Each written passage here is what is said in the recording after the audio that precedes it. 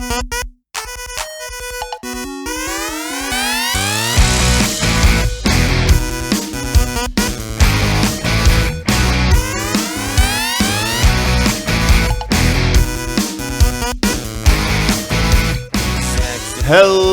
everybody. Thank you for tuning in to the Jimmy Curve Podcast. Thank you for listening. Thank you for downloading. I am your host, Jimmy Putnam. With me, as always, are my co-hosts, Will Doherty. I'm number one. And Joshua Vossler. Hello, everybody. I'm not. I didn't get the long name. No, you were first, but certainly least.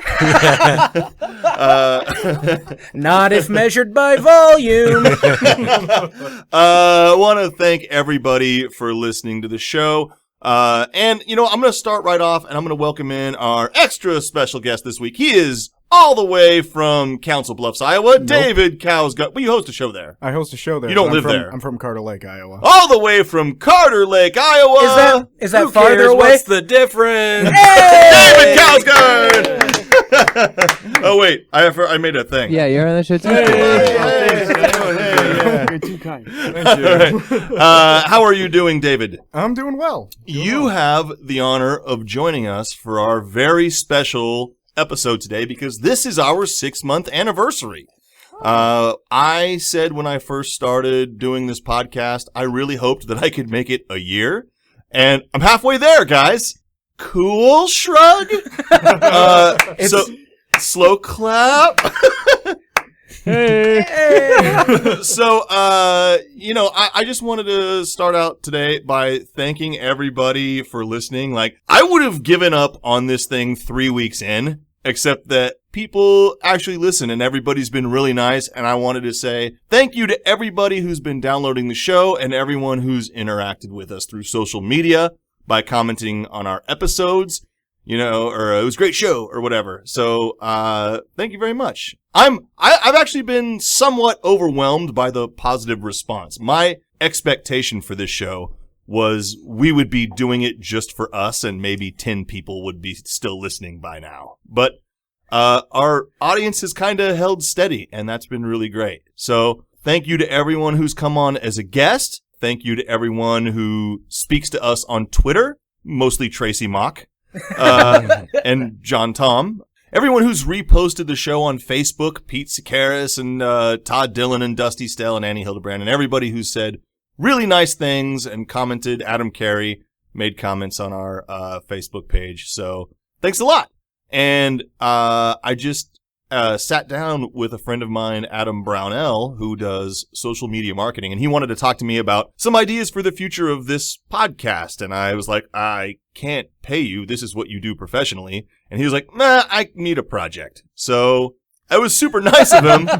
And he came up with a bunch of ideas for what we can do to sort of grow the show, which is what I would like to start thinking about, is expanding the show, growing it. So if any listeners have ideas, like what do you like about what we do? What do you not like about what we do? I would love to hear it. So and please elaborate. It can't just be Will. You're right. On both. or me. Like it has to, please be specific. David, do you have an idea right away? Well, my first suggestion was Will. Hold on. What was that? I want to hear I want to see the Roman emperor giving the thumbs up or thumbs down on that suggestion. He makes you sad. So that's my favorite drop. You know what? Well, let's just put a poll up. More or less Will. We'll start there. Again, measured by volume. So, anyways, thanks a lot to everybody. But seriously, let us know, is there a medium where you normally listen to podcasts that you can't find us? We'd like to know that so we can get there. Keep listening on iTunes. Subscribe on iTunes. Tell a friend to subscribe on iTunes. Retweet when we post a link on Twitter. It takes no time and it'd really help us out a lot. We'd really appreciate it. I will even say your name live on the show. Let us know what you guys like. Is it too long? Is it too short? And thank you to all of the other Nebraska podcasts. Live from the Smokehouse, the Max Chill Show, now a New York podcast. Penalty Soapbox, everyone else who, is doing a local podcast, Allegory Radio. Thank you so much to everybody, who said nice things about us. since we started doing this thing. Who did I leave out? Will and Josh. Who needs thanks? I can't imagine anybody after all that. So was that too long? Yeah, you might have thanked too many people. I would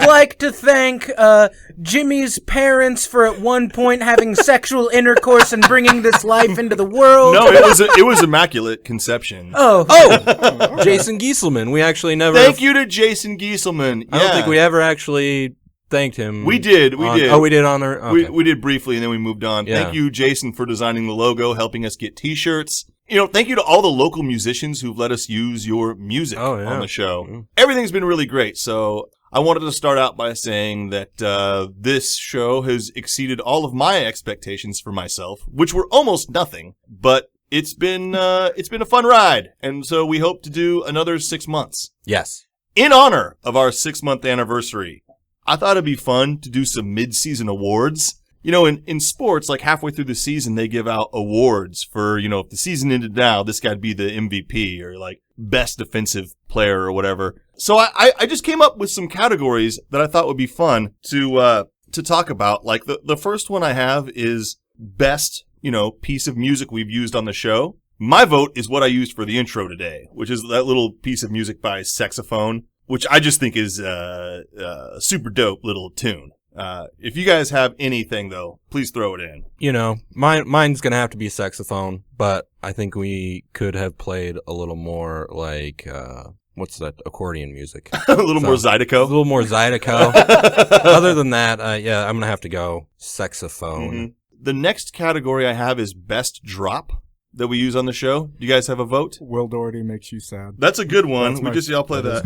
Will Doherty makes you sad. That is good. I think my vote is I'm really white. by Ryan Dowd, which I haven't used in a while, but that one always cracks me up.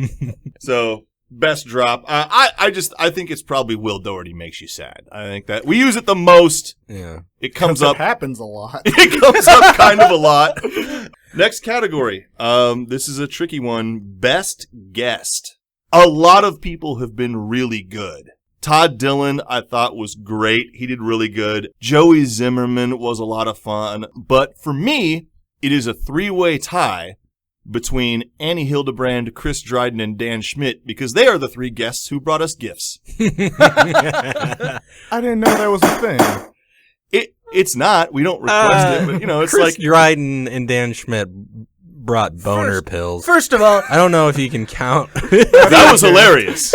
It was great. okay, the experience that boner pill brought me cannot be described as a gift. Yeah, well, I don't know. At least someone here is willing to suffer for their art. That's correct. Anyways, that's my vote. Best call-in segment. What's the guy from Germany? It has to be German podcast I think- reviewer Sebastian Schneider. That's my favorite. That was a good call-in segment. Really? We're not even going to consider me for the call-in segment? I mean, you were in the running, but you were calling from Carter Lake. Carter Lake, Iowa. That's not Germany. Not Germany. That barely counts as calling. We could have just rigged up a tin can with a string. That's right.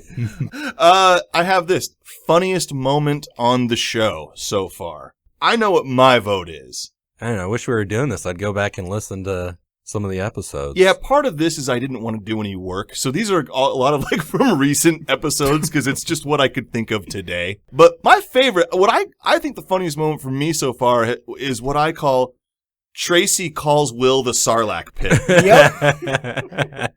That was great. We did she had to decide, she had to label which Star Wars character each of us were. It's incredibly funny by itself, but it's that she slow played it so brilliantly. It's that she took the time. There was a 3-part buildup. Yeah, because she took the time to say, obviously, I'm not gonna say Jabba the Hutt because that's too easy. Right. And then she had to explain to Josh who Salacious Crumb was Right. to explain why she wasn't saying that. Yeah. Then to finally drop the bomb on it.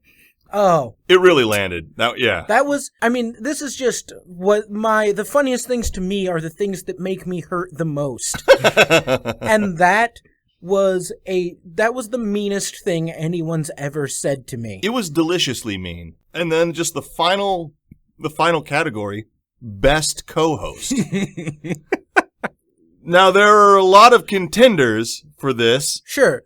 We obviously have Ryan Dowd stepped in as co-host. One time, yeah. Annie Hildebrandt, of course, classic. She did step in as co-host. But unfortunately, there's a minimum playing time requirement for this category. Oh, okay, sure. So it's going to come down to Joshua Vossler and Will Doherty.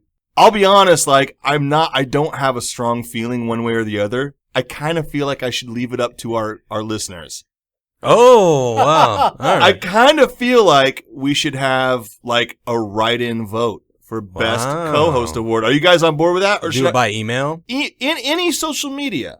Okay. Email, Twitter, Facebook. Email, Twitter, Facebook. Those are the three. Those are the three, yeah. Snap, Vime yourself picking one. You said Vime with an M. Oh, yeah. Vine yourself choosing. Vime it too. What Yeah, is Vime? Fuck it. Vime it. Yeah, Vime it. Is Vine still a thing? I don't know. Yeah, it's a thing. Snapchat yourself holding a sign of your pick for best co-host. Get it tattooed on your chest and then camp outside my house with your vote for best co-host. Should we each make statements why we should win? Yeah, you guys should campaign a little bit. I give you the stage there, Will. Oh, I have to go first. Sure. Why should I? Why do I deserve to win Best Co-Host? I guess my argument is a simple one, and it has nothing to do with my quality as a co-host. It's that Joshua Vossler has other things in his life. So, like a zombie apocalypse scenario, it's not always a question of what's right. It's a question of who needs it more. Okay, fair enough. What do you get? Just validation. Right. Yeah. And who needs validation more than Will? All right, Joshua Vossler, your rebuttal. Well, unlike Will, I want you to pick me as best co-host purely based on quality. I feel like I have a pretty good sidekick laugh. I have which by the way is my mom's favorite part of the show. She keeps telling me I need to laugh more. I'm like, no, that does not make a good show. The news segments, I put a lot of work into that, and it may not seem like it, but I do. Okay, good. Let me ask you guys this. Which is a higher ranking honorific? Co-host or sidekick? David, what do you think? Which is better? I would probably go with sidekick. That's better? Simply Then because the that has winner- superhero. Then the winner of Best Co-Host Award for the next 6 months will be promoted to sidekick. And the loser remains co-host. Yeah. Sidekick is definitely better because it implies only one. Correct. It implies main, sidekick. You can have multiple co-hosts. Right. That's just the co-host is just another person in the room. Sidekicks are important. Right. All right. Dude, It's on now. Now there's stakes.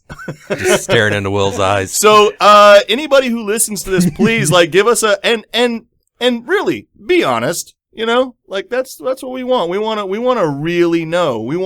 We're looking to improve our show, and we need feedback. So, Can we campaign? oh, absolutely. Okay. Yeah, absolutely. How long is this campaign going on? Is this 1 week? Are we going to have a winner next week, or do we have a couple? Are we going to be doing this for a while? Let's say, April Fool's Day will crown the fool. That'll be the last day. So throughout the rest of March, you can vote. And you aren't gonna let us know who's ahead or all. It's just you'll mostly see. You can track it yourself if you want. Social media is public. Right. Yeah. But I will keep the official count. Well, we said email too. Yeah, that's true. But we all view the jimmycurve@gmail.com. Right. So Yeah. All right. the jimmycurve@gmail.com. Send us your vote. Will and Josh will be campaigning. This is going to be exciting, guys. I'm very happy about this. But enough about us. Let's get Kousgaarden. Okay, we have David Kousgaard with us. David, you run a monthly showcase Yeah, called monthly. Backs Against the Wall Comedy. You've hosted other things. How long have you been doing comedy? It'll be 2 years in July. Cool. And give us just a quick rundown of what got you into doing stand-up. Really not much to say. I grew up a stand-up fan most of my life, but I never thought that to do stand-up till one day I just got bored. I was like, you know what? I bet I could do this. And then I wrote jokes for 3 months because I wasn't just going to go out to an open mic and try because I'm afraid of failure. And How have you coped with it?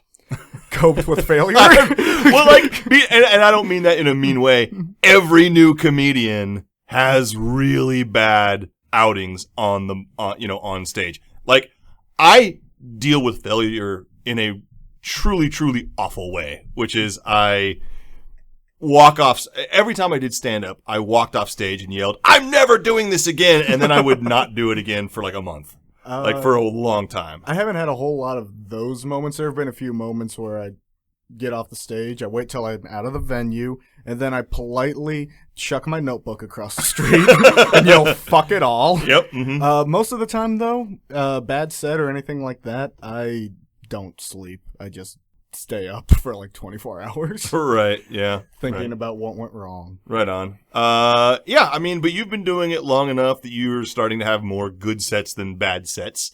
That's debatable, but sure. And you've got a big show coming up, the anniversary of your showcase, right? Yeah, the anniversary of Backs Against the Walls on March 25th. Tell us about it. Just so you know, it's at the Broadway Bar, which is 144 West Broadway in Council Bluffs, Iowa. Yeah, tell us about the show itself, like the show venue, itself, all those kinds of things. Venue's a small room, sits maybe 35 comfortably. We usually get about 20, 25 in there. But since it's a small room, 20, 25 people, room still seems packed and full. And one of the reasons I chose that room and I chose the name is because of where the stage is located. It's not up on the actual stage at the bar. We put it on the side wall, and we have seating completely surrounding the comedian up there, almost making them feel like they're trapped and they actually do have their back against the wall. Well, it's a very intimate room. I've done the show twice, but I felt like I had good sets both times. Like there weren't a ton of people there, but the people who were there listened and reacted very favorably, which you don't always get at shows. So I really liked it. The best thing I can say about that show, I mean, I've only done it once, which I can only assume is because you view me as half as good a comedian as Jimmy. Correct. Yep. No, the best thing I can say about that show is that it's at a bar, but it felt like a show that that was done in a theater. Like, you know, doing like stand-up shows at like Backline, like it's a comedy space, and people are there knowing there's going to be a comedy show. Right. And this show, even though it's in a bar, a lot of times when you do shows in bars, it just feels like you're assaulting an audience that wasn't expecting or didn't want it. And at that show, like, it was an audience who was there to see comedy, and it wasn't huge, but it was a small room, and it felt great. Yeah, and that's kind of what we did with the setup, is we wanted to make it feel like you weren't performing in a bar. Because, let's be honest, bar shows, you get that into your mentality. They suck. Bar shows suck. Most of them, anyway. I don't know about that. It's harder to succeed there, for sure. I would agree with that. Yeah. But we set up pretty much all the tables and chairs so that they are facing the performers, the comics, so that way people know what they're supposed to be focused on. It's just small things like that probably have helped make people pay attention. We kind of talked about that last week of like not giving comedians other hurdles to jump over, like giving them a chance to succeed, and that's a very comfortable room. The one awkward thing about it is that you are looking at yourself in a mirror while you perform, and that's a little... Love it! I mean, there are positives and negatives. I mean, I had a lot of fun with it, but it does take you out of your head a little bit, or put you in it. I'd like to thank David for having me on the show and also apologize for ruining the show that I was on. Let's talk about that a little bit. Josh, you've done the show once? Yeah, you. Yeah. So we commute there from Lincoln. So it's about an hour and 10-minute drive once I picked up Joshua to get to the show. And Joshua was fairly drunk when I picked him up. Oh, you were drunk when he was drunk when you picked him up. Yes. I didn't know that. I thought you just got insanely drunk at the show. I was like, come on, man, you should know this. Yeah, I know. It's not, people can probably vouch that that's not a typical, like, scenario where I get wasted and slobber all over myself on the stage. But I was in a good mood, and I was just happy that I was going to do comedy and road trip with Jimmy, and I was like, I'll have a couple drinks, and... You had been sick for a couple of days. Yeah, I'd been sick. I'd been feeling like shit. I finally started feeling good. I usually have to drive somewhere, so I don't drink a lot. And Jimmy was driving, so I took it as an opportunity just to celebrate. Long story short, I was too drunk in Council Bluffs, which is kind of weird. It's not a good place to be too drunk. And I embarrassed myself in front of dozens everyone, of people. dozens, as well the other comedians, and The thing that got me was just the blatant disregard for the light. You burned that bad boy like 3 times. oh no shit! The light 3 times. I think I felt like I had to recover, and it was too late. I think that's what it was, because every time I gave you the light, you just look over at me and you'd hold up like, one more. I'm sorry. I was like, I feel bad again. You know what, man? Fuck it. Maybe this is the one. What is every comedian has a different relationship with the light, all caps. Like, and here's mine. I never see it. I don't know why. I think it's because, there's a spotlight on you at all times, and somehow my brain can't distinguish 2 sources of light input. I don't know. There are some shows that I've been on where I either blew the light or I came close to blowing the light, because all they did was they took their cell phone out and they waved it, and they have it like half dim. I can't see that. Yeah, I have lights in my eyes. I can't see that. But anytime someone's actually used either a flashlight or the flashlight that's on your phone, show host. On every phone. On every phone. I see that every time. So I think that's the main deal with a lot of people who burn the light, is a puny waving thing. It doesn't draw their attention away. I usually respect the light, unless I'm in Council Bluffs. Fuck it, right? Fuck it. That's Council Bluffs' motto. What always gets me is I like, shouldn't shit on that city. most hosts will give you the light again, and then they'll walk up and stand by the stage. And I always see it when someone walks up and stand by the stage. And that I always go, oh shit, I missed the light. Like I didn't, but like, and then I wrap it up real quick. But yeah, I don't know, man. I just never see it. I don't have that option at the Backs Against the Wall show, because me standing next to the stage is just me standing next to the carpet that the comedians are Now, on. That's you leaning forward a foot. Yeah. How many times would you have had to have given Joshua the light before you took that option and just stood on the stage? He's probably almost there. I don't know. I was feeling pretty generous that night. I feel so bad again. I'm sorry I even brought it up. I felt like it was like I was over it, and that's not typical of me. It was just one of those things, and then I brought it up, and now I feel sad again about it. I feel bad. That was a powerful eye roll right there. That was fun. I feel validation from you, which is good. You shouldn't. I'm 22 years old. Now I hate you. I just want to tell a really fun thing that happened to me today, or just something that made me feel really good. Well, you can determine how you feel about this. I spent all day today helping a friend move, which first of all, moving sucks. And Jeremy, why do you have so much shit? Oh my God. I helped him move, and no problem. I don't mind helping a guy move, but like, moving is exhausting. Like, the thing about moving and moving furniture is, even if you're a person who works out regularly, like, you will still be sore the next day. You're going to end up using muscles that you didn't know you had, that you can't work out regularly. I mean, there's just nothing like it. And plus, like, when you work out for 30 minutes, maybe an hour. Like, this is 4 hours of sort of, aerobic weightlifting. Just lugging these giant cubes of gold bullion up the Right, stairs. that's right. So anyways, this is all going to relate, but in an effort to sort of get healthy, I've been trying to sort of watch my diet. I don't want to diet because I don't think dieting would surely not work for me. But what I've been doing is tracking every calorie I put into my body. Everything I drink, everything I eat, I scan into this app called MyFitnessPal. And it tracks and it kind of asks you your height and weight and how active you are. And it gives you a caloric estimate for the day. And so you track how close you get to it. And if you exercise, you can put in went jogging for 10 minutes, and then it'll add on calories that you can have for the rest of that day.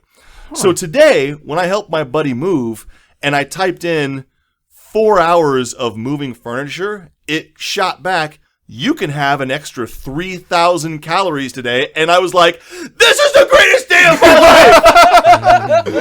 life! So I immediately went and got a double cheeseburger from Wendy's, and a Euro, and a chicken Caesar wrap. I was going to say, just a double cheeseburger? And right now, I can still have 2,500 more calories today before I hit my limit, which is a shitload of food, but I'm too tired to do it. I don't think I'm going to be able to stay awake long enough, because all I want to do is spend the rest of the night gorging myself on junk food. But I'm worried I'm going to fall asleep before I can do it. It sounds like the predicament that we've all been in daylight savings time, in the fall. Clock goes back an hour. You have an extra hour to drink at the bars. Right. And you're not sure if you can make it. Side note, the reason I started doing this is because this first week I'm not really limiting my food intake. I'm just sort of tracking what I normally do in an effort to kind of see, just how bad things are. And here's what I found out. It is 100% the booze. Yeah. It's the beer. Yep. Because without beer and alcohol, I am burning more calories than I take in, according to this sort of app. But a night of drinking skews it so far in the other direction that you can't recover. Because also I'm a big guy with a decent tolerance, and so it's not 3 beers and then I'm done. That would be not that big of a deal. It's 3 12-packs, and then maybe we'll see, and that's sort of shit. So what I'm hearing is all of a sudden Jimmy kind of understands why people are shoving turkey basters full of vodka up their rectums. Full disclosure, nobody should Besides- shove turkey basters full of vodka up the rectum. Besides, just because it's fun. Right. You get something out of it. Yeah. I mean, because we point don't is- have enough fucking frat brothers in this world. Make sure we stop them. I mean, the point is, it gets you there. and I like to drink alcohol. It, to this point, has not ruined any other part of my life. It hasn't damaged my relationship, or anything. I don't think you have to quit drinking either. I think you could just not drink beer. Well, I mean... Do you like wine? I fucking hate wine. All right. But you like a whiskey, shot of vodka? I like million whiskey. other types of liquor out Whiskey, there. vodka, and gin. But they're all calorically heavy. They All are, of them. they are, but they're not carb heavy. So the carbs not turning into sugar, you're not getting excess calories from carbs opposed to beer where you have carbs, you're the regular caloric intake from that beer with extra carbs on top, which just turns into sugar, which turns into calories. But I'm body. not on the Atkins thing like you are, which is all about carbs. I'm just measuring calories. Right. If you burn more calories than you ingest, you will lose weight. Mm-hmm. It's just right. Yeah, There's eventually you will lose weight. so I mean, and I'm overweight, but I'm not a complete out of shape Will Doherty, if you will. I'm not a Doherty.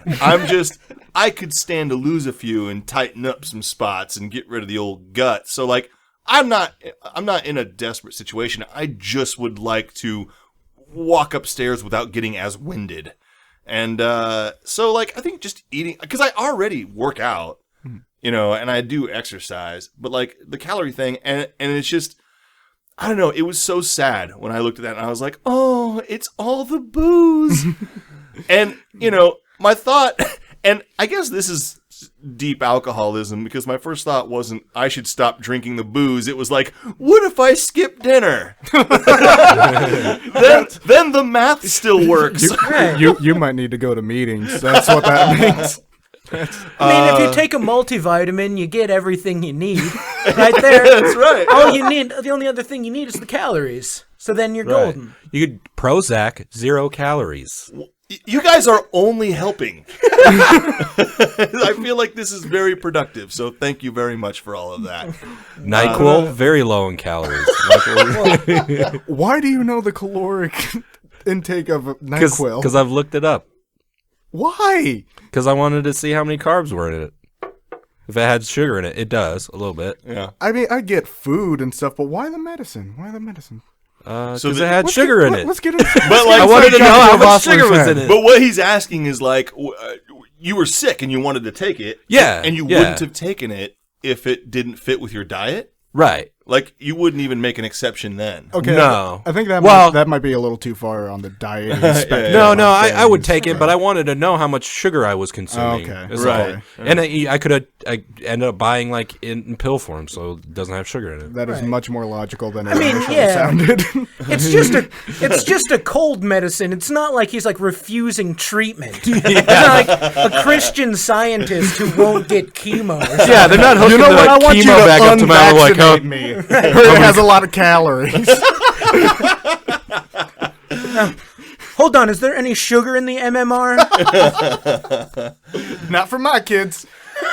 See, like, I know, that's why I'm just kind of tracking the calories and not doing the Atkins thing or working on, like, carbs or whatever. Is because, like, I mean, number one, let's face it, I still like delicious food, and I'm unwilling to compromise that. I'm just unwilling to take that away from myself. But the other thing is that I know me, and I know I won't be able to stick to it. Like, there's no way. I don't have the discipline to, like, stop eating certain things. But what I'm hoping is that if I make myself visually starkly aware of what I'm consuming, that I will want to make the numbers line up, and that will help. And I can just get into that habit of, like, also, if there is an effort involved in, like, if I'm going to eat this thing, I have to log on to this program and track it. Like, that'll make me want to eat less, or eat less randomly, I'm hoping.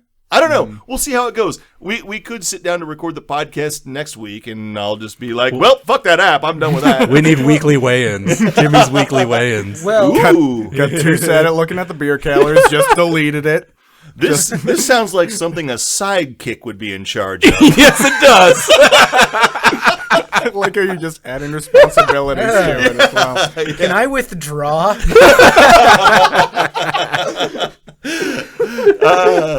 I want to let you know, Will Doherty, who is your example of considerable greater fatness.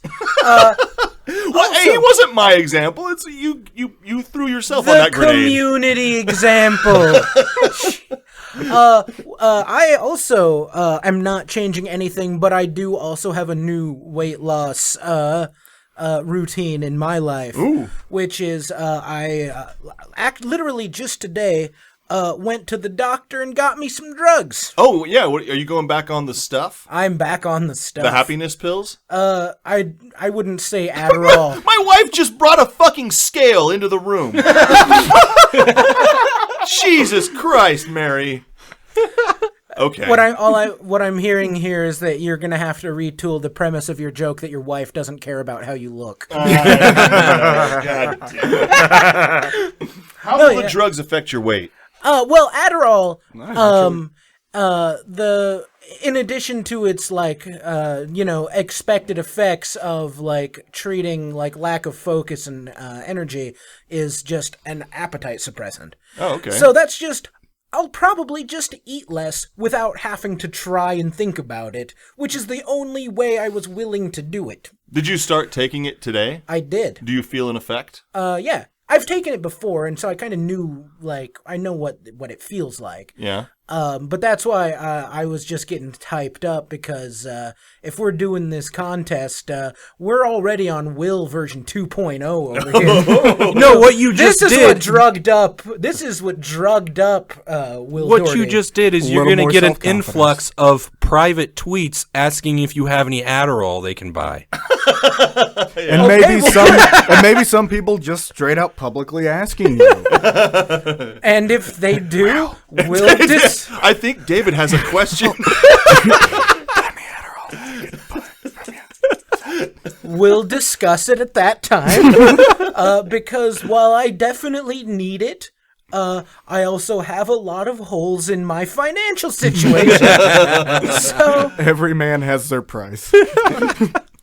Well, good. In a very genuine and Can I- meaningful way, I hope that works out for you. can I, in a very genuine and meaningful way, I want to say thank you for giving me the benefit of the doubt and saying that I'm a man. Hey, let's do some news. For the record, it's a digital scale and it's out of batteries. So maybe next week that'll be a segment we do. How convenient. Then I'll just throw this in there. I don't know if we're going to be able to continue this, but since I did, like I said, I went to the doctor today. 3:15. Oh, okay. Is that more or less than you expected? About what I expected. All right. It's near like my top end of Okay. where I've got like I think I've topped out at about 3:20 in the past. I'm right around 240. I usually hover right around 240. There's a scale at the gym that I hop on every once in a while when I just need a reminder. Yeah, So- I just recently got over 200 pounds, and that's a first for me. I've never been this. Seriously, I've never been this big. I mean, my life. right, Dave, suicide is really your only option at this point. Yeah, I right? know. Can we I just jump- gotta okay. kill myself. We're distracting the topic that we're supposed to be on. Yeah. Can we all remember a time not so long ago when David Kousgaard came to the Duffy's Comedy Open Mic on a Monday and talked about how he felt fat and sad, and all three of us just yelled at him for being young? Yeah, no, I stopped doing those jokes for a little while. I've been rewriting those jokes so that way you guys can't fucking accost me when I get off the stage. Let's do some news stories. Do you have one more? You got one more? No, I just wanted to keep yelling at David about being young and conventionally attractive. You know, I had that same thing happen to me too, though. Like when I first started doing fat jokes, fatter comedians got mad and started yelling at me. Like, I don't want to say any names, but like I got talked to off stage. Like, dude, you can't fucking do those jokes, man. And I was like, what are you talking about? Like, it's never gonna be funny for you to do fat jokes. And I was like, come on, man, there are degrees. Like, I can still do this. What if I gained 35 pounds? That happened to me twice, and it was really weird. And so I stopped writing that shit for a while, you know. And now I don't care. I'm still trying to reword those jokes just enough so no one comes after me. Right, No, nobody who thinks I can't say that. Well, it's just a function of how people are, and it's true of everything. Everyone with more money than you is rich. Everyone with less money than you is poor. Everyone fatter than you is fat. Everyone's thinner than you is skinny. Like, that's just how everyone Many sees the people world. thinner than me are not skinny. That's just that tends to be. But you I you know, call me rich, No, yeah, for and sure. I'm not. But that's just how most people see and interact with the world. You're wealthy in the context of the United States, and the United States is the fucking rich asshole on the face of the earth. No, I own up to that. But like, Mary and I earn a combined amount that is similar to quite a bit of people. The thing that separates us is we have no kids. That's what makes us seem rich to you. Gives you a little more disposable income that you're not spending on, school registration. If we had kids, that sort of we shit. wouldn't have any of this. We would have kids. That's what we would do. We would be recording this in a dual-purpose studio / No, we wouldn't. playroom. We would be recording this on my iPhone 6, not my iPhone 6 Plus. The line between wealth and poverty. The plus. Let's do some news. Joshua Vossler News. Did you know that 3 out of 2 marriages in India are considered to be arranged marriages? No. 3 out of 2. Thank you. After suspicions of a groom's education level before a traditional Indian arranged marriage ceremony, The to-be wife administered a quick math test to her fiancé. The groom was asked, what is 15 plus 6? And the flummoxed groom stammered out, 17. He was promptly abandoned at the altar just as the marriage was going to be deemed official. The bride's family accused the groom's family of keeping them in the dark and stating it as a matter of social prestige and that they had been cheated. The incident underscores the reality of many arranged marriages in India where the bride and groom barely get to know each other before they get married. They actually got the police involved. The police intervened after the bride's family went to the police station. Both families ultimately returned all gifts and jewels, like that, jewels, that had been presented before the wedding. Let me say this. The state of Oklahoma just passed a law, or just passed a bill that banned non-religious wedding ceremonies. So, like, for two people to get married, it has to be sanctioned by a clergyman or approved by a clergyman. I think this is a much better system than that. I think that the whole math test is a much better system than the religious system. Is that Like if Oklahoma had passed a law that was like, for two people to procreate, to get married and procreate, they have to have a certain IQ. I would still disagree with it ethically, but I'd be like, oh, Oklahoma's at least got its shit together a little bit. Like, Oklahoma's about to take a huge rise. right. It just seems like a weird, like, 80s movie reference where the father's like, I don't know if he's really that smart. You know what I mean? And then and then somehow they end up on a wacky adventure with Kevin Hart. I gotta prove myself to that'd be fun. Yeah. The question that I have is, when the authorities were brought in, did they first try to enforce the arranged marriage? I really don't know how arranged marriages work. I know that. No, it's basically family. This family wants their kid to marry this family's kid. I knew that. It's like that. But is there like a legally binding thing that says? Well, there was property. I think that's where they got the. But I guess the question though is, do they sign a contract like before the actual? I mean, is the wedding? Because I've heard of some a marriage is a marriages. legally binding contract. Yeah, but I've heard of some marriages where they arrange them, like the kids are 2 and 3, and they're like, okay, when they're 18 and 19, they're gonna get married. Do they have to draft up a contract like this is going to be exchanged on the wedding day? Or is it just a handshake deal? Yeah. Is it just I trust you that you're not going to take off for America at some point? I have no idea. No, I'm sure it's contractual. I felt bad for the guy because you already don't know math, and then you get to marry this chick, right? Have we completely ruled out the possibility that he just also really didn't want to get married? I feel like if he was just like improvising and like he was like, "There's no way this is gonna work." Boom, nailed it. Well, out of all the reasons not to want to marry someone, you don't think of like math, especially somebody you don't fucking know. Think of Do you all happen to know the Bernoulli equation? Nope. Wedding off. I mean, I'm This sure is the the first point. time I've really had a chance to use that drop. I kind Very of want to excited. know the context of why that's a drop in the first place. But She's talking about your engineering degree. yeah. Well, I mean, and I don't think the reason she left wasn't because he's bad at math, because that's not a math question. That's a counting question. Like, it's not because he's bad at math. It's because he's fucking dumb.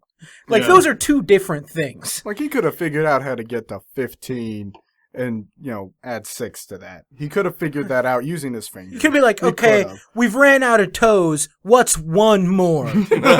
Right, and he managed to get hooked up with this girl. Not hooked up in our sense, I guess. You're right. Yeah. It was totally random for him. Like, his parents are just like, this girl. And then he's like, I hope she doesn't ask me any hard questions. No, yeah. I hope that's what it is for his sake, because if he really did just get that question wrong and he was real sad about it, oh my God. Yeah. That's the most tragic thing in the world. Here's the thing. Does it say his name in the article, or does it just say... It did. I didn't. Okay, so now his name's in the article, right? Yeah, the family, yeah. So there were now names in there I could not pronounce. Everybody who reads that article In knows his name. India. He cannot be there's nobody who's going to be like, I'm going to marry the dipshit. The thing is, That's like, gonna- there's so many people in India and this guy has no clue, like, how many people are in the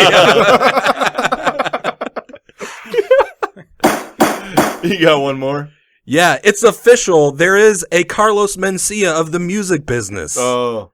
A jury awarded Marvin Gaye's estate $7.4 million because they determined that Robin Thicke's Blurred Lines was stolen from Marvin Gaye's 1977 hit, Gotta Give It Up. Yeah. Thicke and the co-writer Pharrell Williams denied in court that they ganked the song, but jurors sided with the musicologist who broke down the tunes side by side and found all kinds of overlap.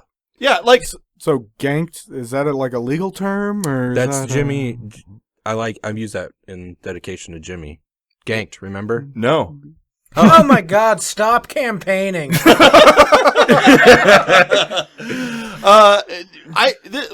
I've asked this before though about the whole like music thing. When did people have always like this is just what sampling is, right? Like when did people start caring that songs sound like other older songs? Like that's been happening forever, and no one used to care. I've actually kind of always cared about that. Right. I never it didn't really hit me, and I didn't really think about it until Nicki Minaj's Anaconda came out. I mean, and I heard that song one time, and I was like, "That's why." But why not just come up with your own? I mean, I don't know. Rick And maybe James that's a bad example. Rick James's Super Freak is just a Temptations song. Like, yeah, like the Nicki Minaj song, that wasn't a big deal because they paid royalties to the original creator of the song. And I'm okay with that, but I just think it's lazy as an artist not to. Oh, for sure it is. Yeah, it's like, hey, we have to put 16 tracks on this album. We have 4. Why don't we just steal shit from other people? Well, that other guy just had to pay Tom Petty. Who was it? I don't know modern music, but some other Sam. Did you listen to it? Sam Sneed. Sam Smith? Sam Smith. Yeah. Just had to pay, I don't know, Sam Sneed. Good guess. I mean. Sam Sneed's the guy who owns the feed store. It is the same. I mean, yeah, those songs have the same, like, chord progression, and the melody is somewhat similar. The thing is Robin Thicke was, ever since, like, he was somebody, I don't know. He had a famous song, like, 10 years ago, right?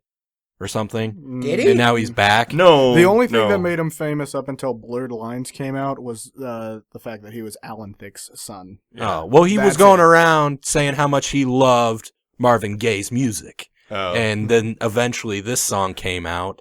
And there's also another song that he put out that is very similar to a Marvin Gaye song. And I get getting your inspiration from that, but the exact same melody and chord progression and shit like that, it's just, I said it before, I'll say it again, it's lazy. It is. Yeah. On a very basic level, I got no problem fucking with Robin Thicke. Awesome. Yeah. On the other hand, though, that's also super sad because this is a guy who like had to live the rest of his life as a one-hit wonder, and they just like stole it. Yeah. Like it's like Vanilla Ice all over again. He'll be okay. Yeah, he got the same shit. Yep. Did they didn't actually like successfully sue Vanilla Ice? No, they did. Oh, really? Yeah. I didn't know that. Yeah. That's why he's appearing in Adam Sandler movies there now. were already a lot of parallels with Vanilla Ice. Yeah. Wow. I feel like that's a good place to wrap it up, guys. Thank you for the news, Joshua. Thank you for whatever it is you did, Will. Brought it down. It's a tight race. It's a tight co-host race. Send in your votes. For real, guys. Let's do this, audience. Let's find out who is a co-host. Let's find out who is a sidekick and who is merely a co-host. Can I give a vote in right now? Yes, absolutely. Hold on. How many times has Jasper appeared on the podcast? Jasper, my cat? Yes, your cat. Never officially, but he's been referenced multiple times. My vote's for Jasper. Okay, all right. That's one vote. Okay. Fuck you. All right? I don't need your fucking vote. This is one of those that, like, Bart Simpson's gonna win or whatever. This is one of those write-in ballots. He was trying to make a joke, but I'm just real insecure about the fact that I'm losing. Throw out a plug for your anniversary show one more time, David. Yeah, Backs Against the Wall anniversary show, March 25th at 8 p.m. at the Broadway Bar in Council Bluffs, Iowa. That's 144 West Broadway. Come, say hi, drink. It's your plug. It really is a great show. If you guys go to see that show, it's an intimate room, but it is super fun. Like I said, I've done the show twice. Both shows have been great. It was a ton of fun. You know what, man? Also, like, I've been noticing this. Local comedians are getting good. Like, Yeah. if you even looked at, like, if you went to local comedy shows a year and a half ago around Nebraska, I mean, it was sketchy. But, like, we just did the Zoolarius. The last 2 weeks have been killer. Like, everybody who's gone in there has crushed it. Like, there's so many people who have been working out their shit on these open mics in front of no crowds, and like it's honing some edges. So You forget that your jokes actually work when they're in front of an audience. right. Instead And of like, telling it to four drunk people who And just it's- kind of don't want to hear you yeah, talk. man. That's- But it's getting tight. Local shows are getting fun. So go see a show. What do you guys have coming up? Anything?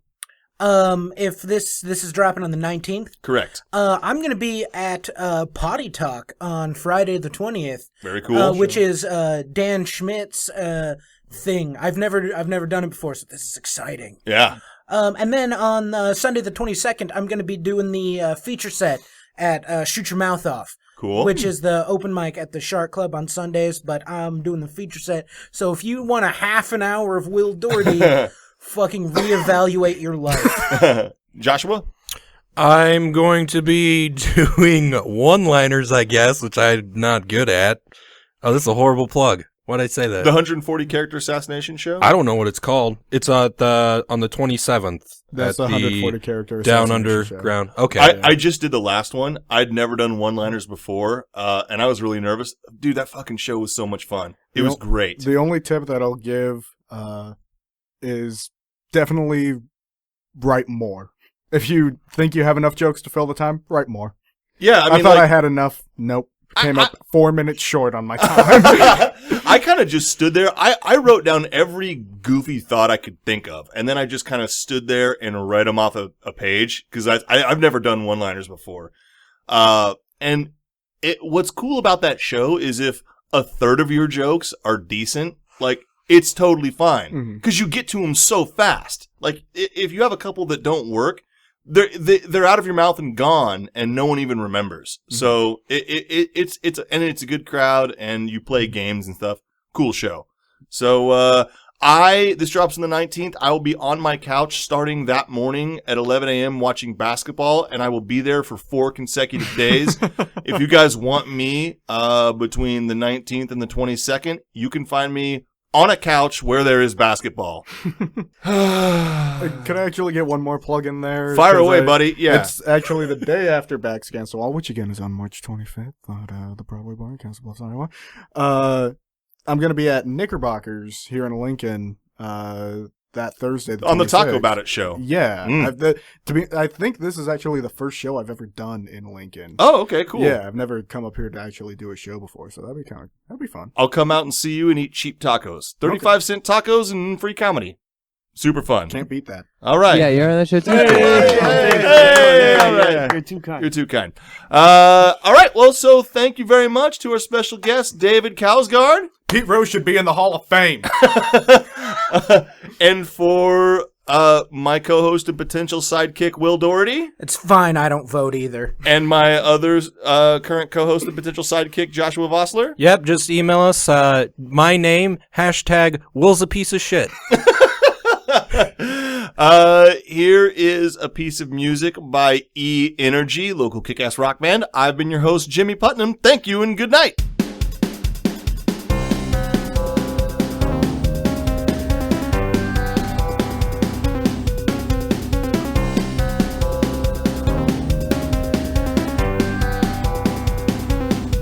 I pick myself up by my bootstraps and definitely fly helicopter hot hose.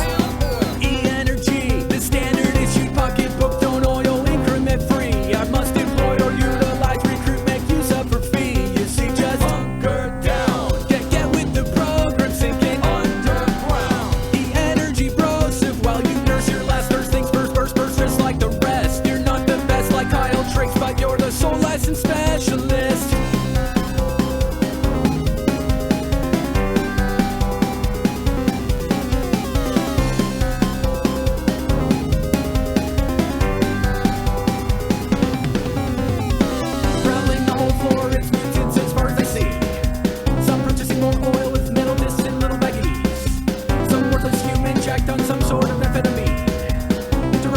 shift, what the fuck do you want from me?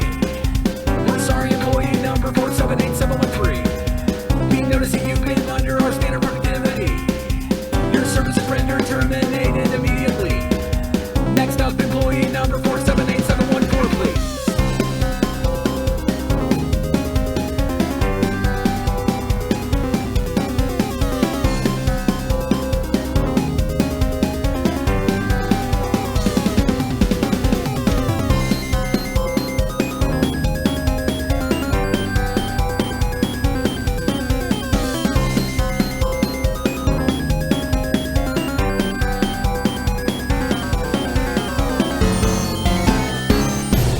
You know, it's like they always say, you got time to lean, you got time to consume oil.